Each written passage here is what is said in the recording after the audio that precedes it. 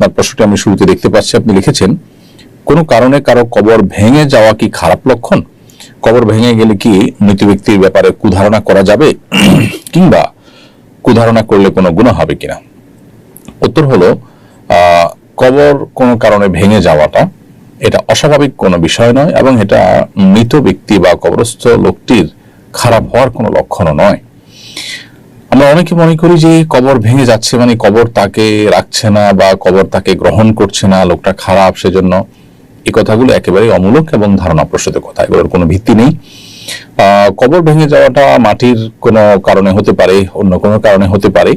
অতএব কবর ভেঙে যাওয়া, কবরে পানি ওঠা, এরকম কোনো বিষয় আসলে মৃত ব্যক্তি বা কবরস্থ ব্যক্তির ভালো বা মন্দের কোনো বিষয়কে ইঙ্গিত করে না।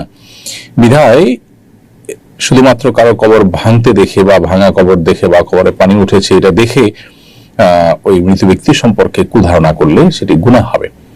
কারণ একজন মানুষ সম্পর্কে খারাপ ধারণা করা এমনিতেই নিষেধ, সেখানে একজন মৃত মানুষ তার সম্পর্কে খারাপ ধারণা করা নিষেধাজ্ঞার মাত্রাটা এখানে আরো বেশি। এই জন্য এ ধরনের বদগুমান, এ ধরনের খারাপ ধারণা করা থেকে আমাদেরকে বিরত থাকতে হবে, এবং মন গড়া কোনো বিশ্বাসী হওয়া এটা কোনো ইমানদারের সাথে যায় না। ইমানদার কুসংস্কারের জন্য হতে পারে না, কুসংস্কারে বিশ্বাসী হতে পারে।